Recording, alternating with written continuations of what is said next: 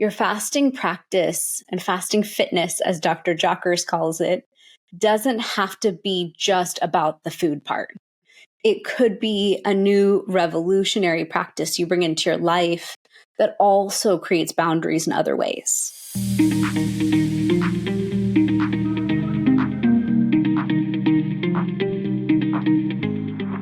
Good morning and welcome to the Fusionary Health Podcast. I'm Dr. Shivani Gupta, and this is the podcast dedicating to recalibrating your health every day. My goal is to help you wake up each day energized by addressing root causes and giving you new approaches to preventive health. The more we know about integrative health, the more empowered we are in building the vibrant health we want.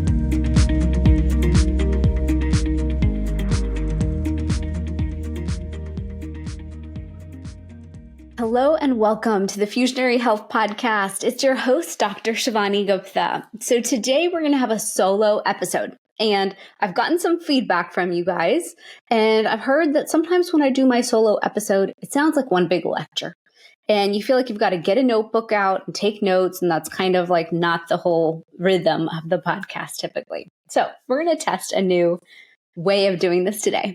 I am going to be talking to you like it's a conversation. We're going to go back and forth, even though I can't hear your responses.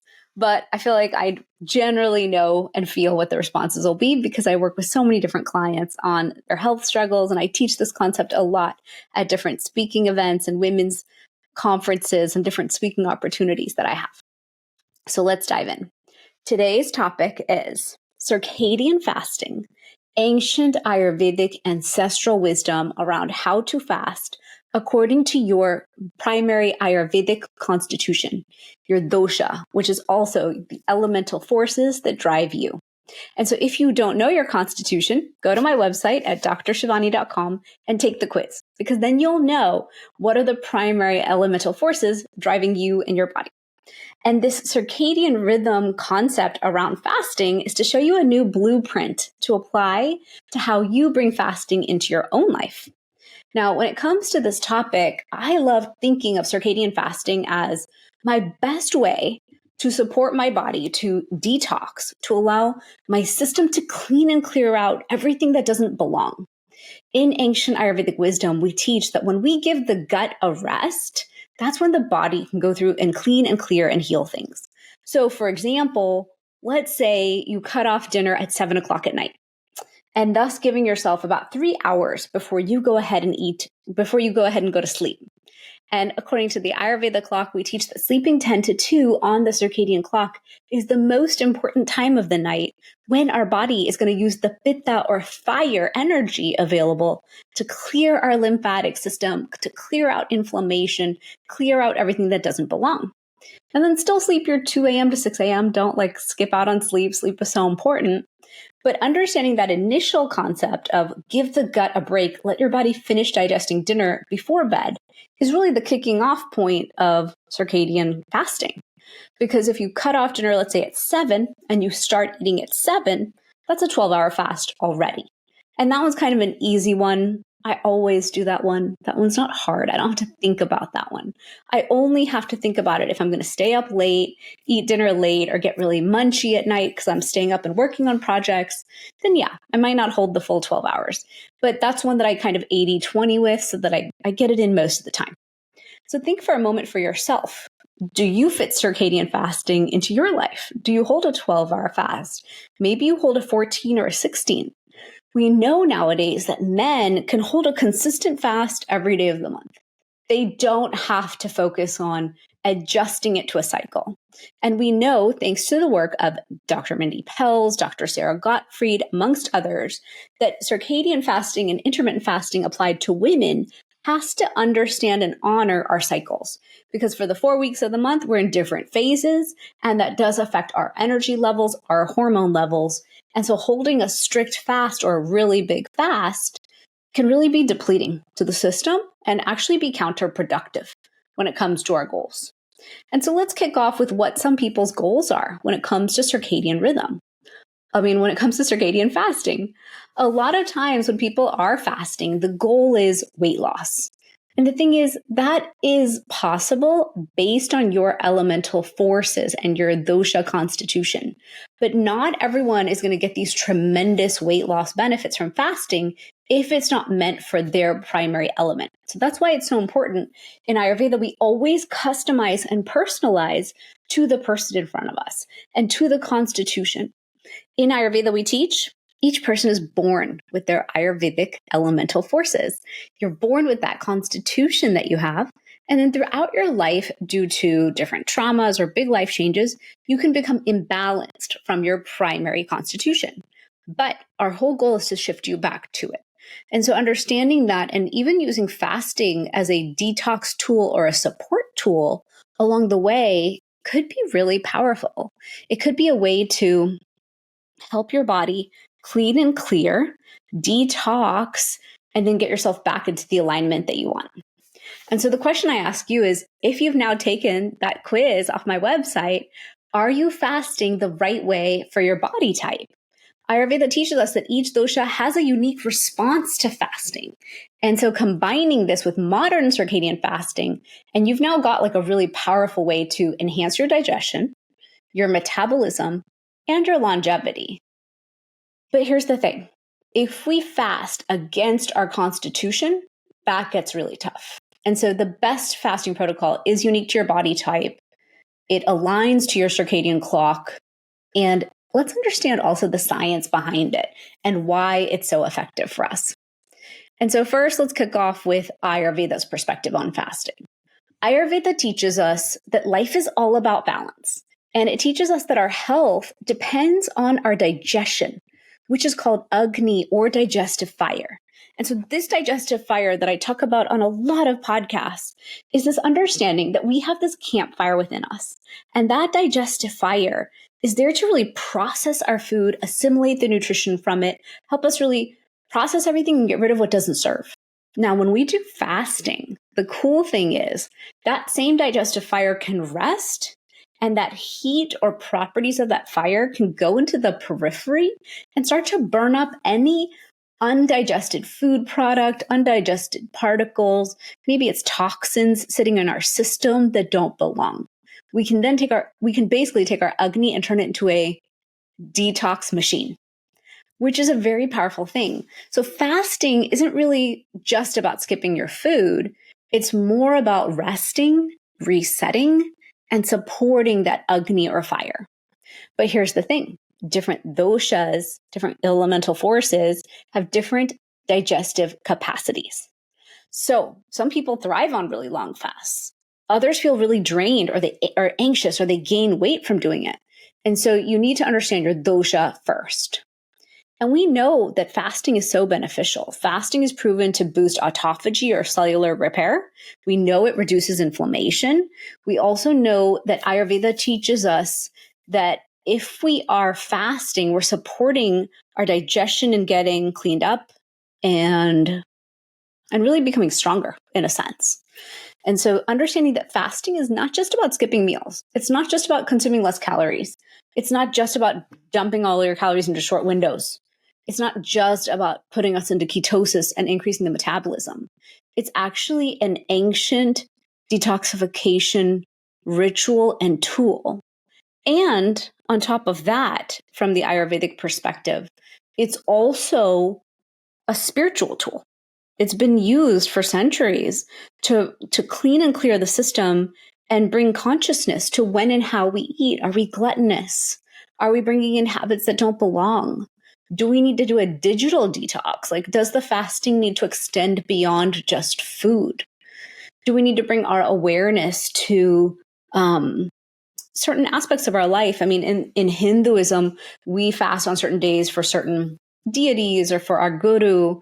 So in your life or in your culture, is fasting used to create a day of health in the system? That was a tool that was used in ancient times, was water fasting for a day.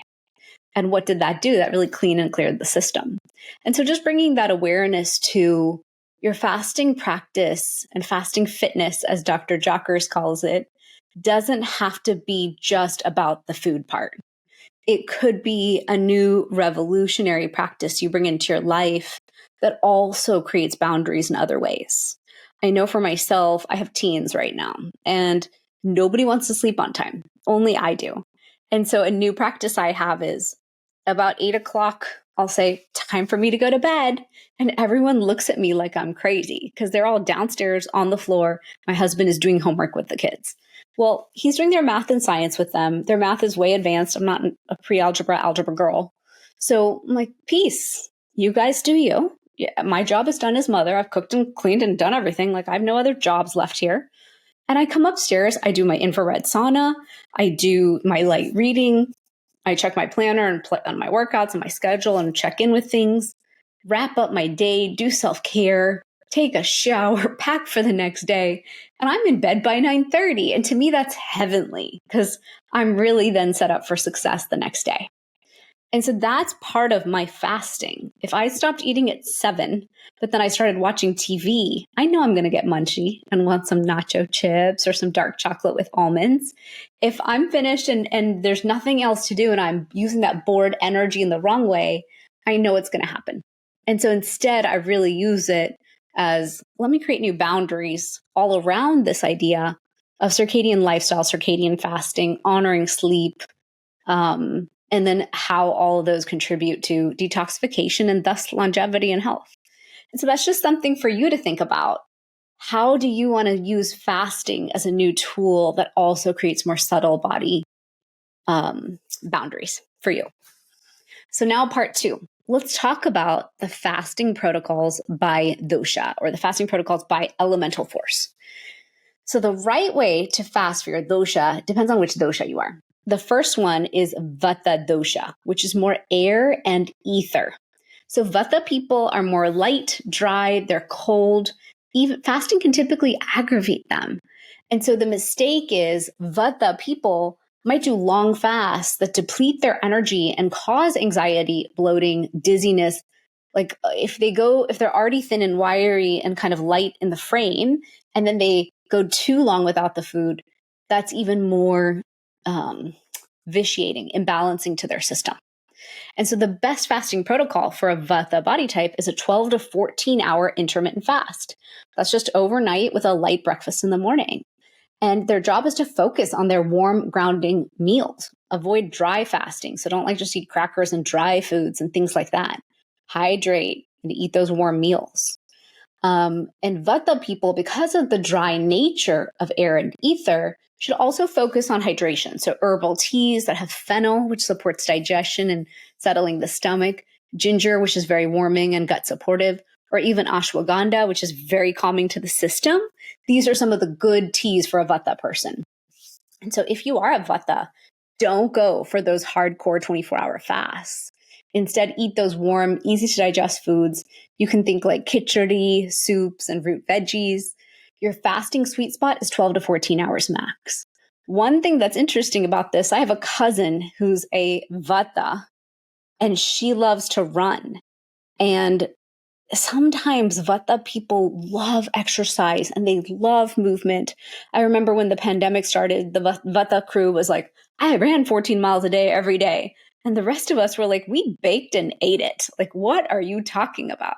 So if you're one of those people who's always in motion, runner, biker, what is it called? Like endurance training athletes, it might be in your nature to bring a lot of discipline into food and thus hold big intermittent fasts. And so just consider, is that really productive or counterproductive for you?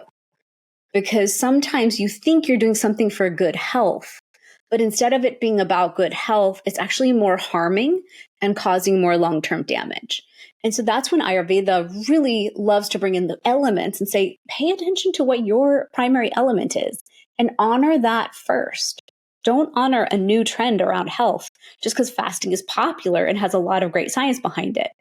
Each of us must personalize it to our element for it to be the most effective thing for us and to not cause this long-term damage into the system. And so that's something to really think about, especially for the Vatas, because I know based on the personality types that I see that intensity of moving and exercise might also transfer into fasting, but that's actually counterproductive. Vatas are meant to be gentle in their fasting. And so the second constitution, the second element is Pitta. Pitta is fire and water. And so Pittas are really metabolic powerhouses. Pitta people have a strong digestion, but fasting too long can cause acidity and irritability. And so the mistake is that skipping meals can lead to acid reflux, mood swings, and this excess heat in the body. And so the best fasting protocol for a Pitta person is about 13 to 16 hours of fasting. That's an early dinner and a late breakfast. I find as a Pitta, that's actually the perfect sweet spot for me, is 7 to 7, which is 12 hours. And then 11. 11, I usually hit a wall. So like 10:45, all of a sudden I'm like, if I don't eat, I will kill someone. That's how I feel in my fasting journey. And so when I do try to hold my 16-hour, it's like, well, you better be hydrating and supporting in a different way. And so Pitta people know that the biggest meal is supposed to be at midday. That's when our digestion is the strongest. And a Pitta person is supposed to use cooling hydration in their fast. So coconut water, coriander tea, aloe vera juice. Pittas love a challenge, but fasting too long will make you hangry. So instead, stop eating by 7 and have that late breakfast. And remember, always keep it cool. Skip the extra spice. Because Pitta people love everything hot and spicy. But if you're fasting and you're doing everything hot and spicy, you're almost further igniting that fire within you. And you're not giving yourself enough opportunities of small cooling meals to keep yourself cool, calm, and collected. So that's a nuance to pay attention to if you're a Pitta. And then finally, we have Kapha. So think about yourself or someone around you in your life.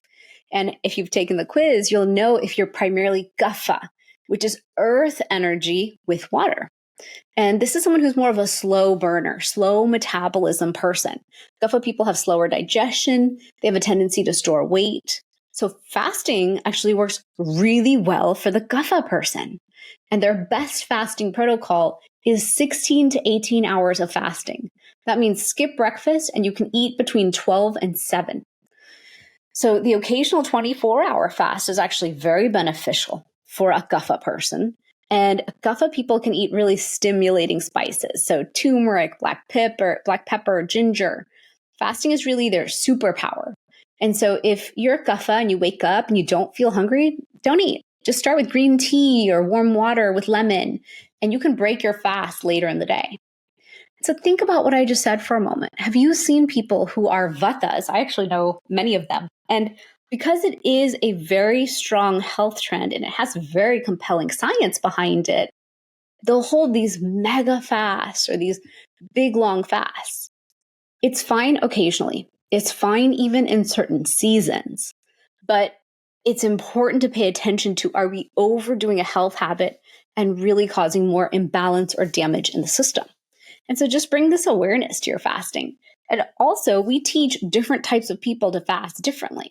So for example, a Vata, when they fast, because it's cold and dry, should have warming fasts. So maybe they can do herbal teas, bone broth, warm liquids, and like a split mung bean soup with spices at night. That's actually a good fast for up to 3 days for a Vata person. Then you have a Pitta person, fire.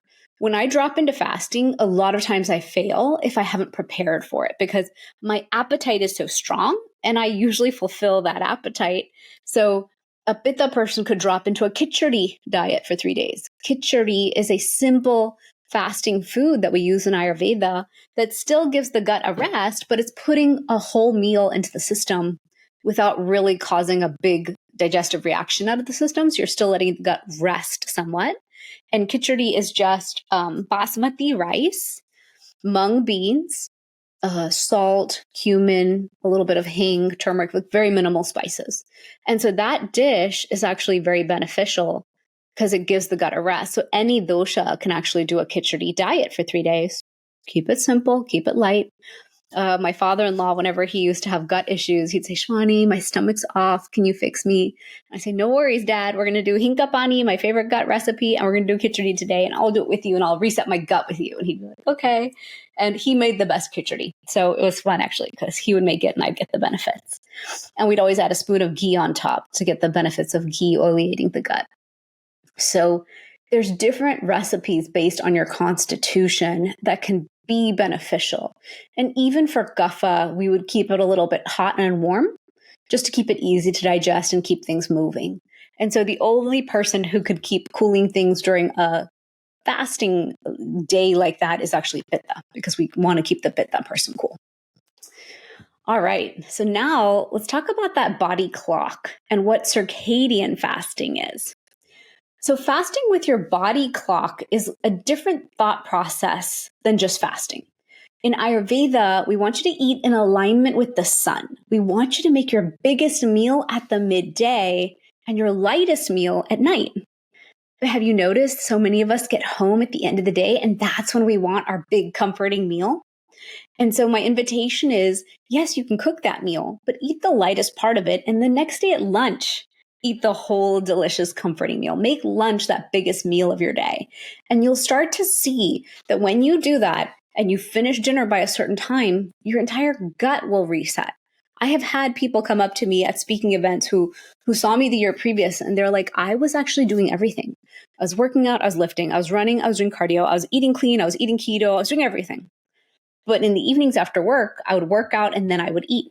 And so because of you, I moved up my mealtime. I just don't eat after I work out. I'm done for the day. Whatever I was supposed to eat, I ate. I can only have beverages and then I sleep on time. And thus my whole gut digestive system, bloating, everything changed. And I wake up with energy instead of tired. And I'm like, this is circadian clock, circadian rhythm living. This is circadian fasting. And so I'm just trying to bring all these concepts together for you today to start to think about how would you like to bring this into your life?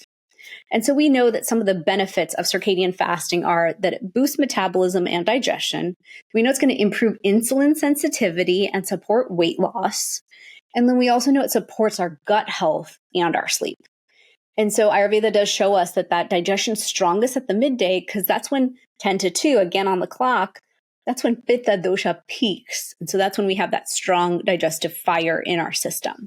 And so this is the best time for your largest meal. And if you do eat a big dinner at night, you're going to always have this, I shouldn't say always, if you eat dinner late at night, it leads to poor digestion, weight gain, and sluggishness. And so if you wake up in the morning every day and you're tired, the first thing I recommend you change is stop eating after 7 and just see how you start to feel. That's an easy one. That's not even committing to a fast. That's just finishing dinner 3 hours before bedtime. And that little change can make a huge difference. And so adjusting your meal types throughout the day, small in the morning, big at lunch, small at dinner, and done by 7, is a beautiful way to align to your circadian fasting clock and support your health overall. And now let's talk about some Ayurvedic fasting practices, because we have some different practices in Ayurveda than the typical fasting methods that we talk about here in the United States. So firstly, we have something called lunar fasting. So Ayurveda recommends fasting twice a month on lunar days for detoxification and for mental clarity. We also talk a lot about seasonal fasting. So that's aligning your fasts with the seasonal shifts. In the spring, you want to detox. Before winter, you want to nourish the body before that season comes. And then, like I mentioned at the beginning, there's more to fasting than just food. So digital and emotional fasting is a way for you to detox from screens, from stressors, and from toxic emotions and energy vampires. So really making that boundary in your life energetically is also important if you're going to start detoxing. Why? Because you're going to have less energy sometimes. When you're initially starting to fast, you're asking the body to calibrate it, to adjust.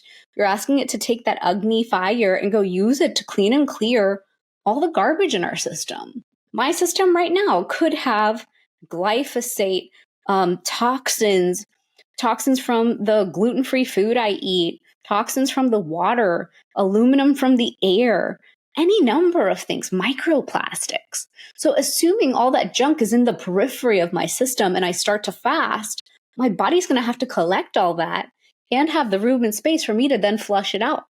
And so if we look at detoxing and circadian fasting as related like that, how are you expecting the body to release it? Yes, through your poop, through your sweat, that's possible. But also we can bring in things like circadian walking, maybe walking and moving the body so we can support that detoxification as well. And so think of fasting as this cleanse and this best cleanse that you're bringing in to kind of step away from negative news, too much stimulation and stress. Now, can we do that every day? Probably not. I know I can't. Life brings what it brings. But for the most part, if we can try to do that for periods of time to get a different result in our lives, I think that's a very powerful tool. So I really live according to the circadian clock of Ayurveda and honor my primary elemental force, which is fire. And so I actually designed my whole year around that. January through May, I'm a rock star. So I can hold great fasting times, clean and clear, show up ready to go, and be my most productive. Come May, we're talking about a switch over into summer. Summer is when Pitta gets most aggravated and most heated up. So that's my time to really slow down. I slow down my schedule. I slow down my commitments. I don't say yes to anything that's a huge energy output. So anyone who's local knows I refuse to do any public speaking during that time. Thankfully, there's no conferences and travel. Everyone knows that summer is a different vibe. And then come fall, I detox from the summer and then try to hit the ground running. Most of life doesn't seem to really ramp up until like September. But going into the fall season, again, full throttle, full speed. And adjusting fasting accordingly can be very powerful. Now, at the beginning, I talked a little bit about women's health and fasting. So I'll go over that really quick for you just to have a sense of the weeks and the level of nuance that we can bring to that. And so, like I mentioned, there are women like Dr. Mindy Pelz, Dr. Sarah Gottfried, who have taught so much around women's fasting cycles and how, as women, we need to fast differently. So, for example, week 1 is nourish and build during our menstruation. And so we need to focus on nourishment rather than fasting. So that's eating more of our healthy carbs like sweet potato, quinoa, fruit to support energy. And it's our time to do a gentle fast, 12 to 14 hours max. So you can either keep track of that through apps, you can keep track of it in your planner, but it's something to pay attention to. And then second week, days 8 to 14, follicular phase, actually is the best time to fast. So you can hold your fast longer, from 14 to 16 hours without any issues. And you have more fat burning and insulin sensitivity. It's also the best time for a longer fast. If you want to do a 24-hour fast in that window, you're most supported to do so. And then week 3, days or your days 15 to 21, ovulation and early luteal phase, you should shorten your fasting, so maybe 12 to 14 hours.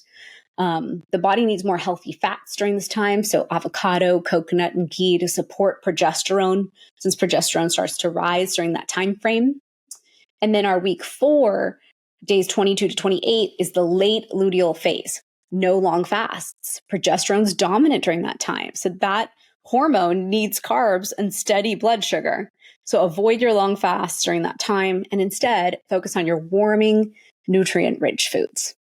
And so if you think about it, if you're a woman, you have to work with your cycle, not against it. And if you fast aggressively when your body needs carbs, you're going to feel anxious and tired and even mess with your own hormones, which is not something we want to do, especially in our later years pre-menopause.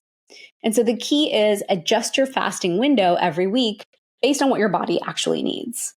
What's interesting is Ayurveda teaches us to be intuitive with this. So instead of being strict and harsh and trying to demand that the body holds 16-hour fasts every day, being a little intuitive with it and understanding it is going to help you. And then also understanding your primary elemental force will really help you on your path to fasting. And so I hope that this was really helpful today. I wanted to create some of these solo episodes just to highlight different topics out of Ayurveda that most people don't realize. Ayurveda has had ancient wisdom on this topic for over 5,000 years. It's a system of health, healing, and medicine that's over 5,000 years old. And so when we talk about new health trends, they're actually based in ancient wisdom, and the ancient wisdom showed us how to go more in depth with those same topics, how to understand the more subtle energies and reasons and understandings of how to play with those trends with those understandings or teachings. And so fasting fitness, as Dr. Jockers has called it on this podcast, or a deep understanding of your circadian fasting, can be a new powerful tool in your toolkit. I know I use it because I know that if we're fasting, we're going to be able to clear inflammation. We're going to help the body detox as a system overall. We're going to help the body clean and clear the processed, junky, foreign ingredients in us that don't belong. And we're going to allow our system to rest when it needs to rest so it can power up and do the work well when it's meant to do it well. And so that was the point of today's episode, is just to highlight that circadian rhythm matters. Your primary elemental force really matters. And understanding it is the key to personalize all the areas and pillars of your life to help you build vibrant health. So I hope you enjoyed this episode from me today. If you have any questions or comments, feel free to leave them under the YouTube video or in whatever podcast channel you listen to, or you're welcome to DM me. I'm at dr.Shivani Gupta on Instagram and on Facebook. I'm always there and responding to all the messages. And my website is shivanigupta.com to learn more about this podcast and all the other beautiful projects that I'm involved in. I hope all of you stay well, sleep well, enjoy each and every day, build the vibrant health that you deserve, and I'll see you next week on the podcast.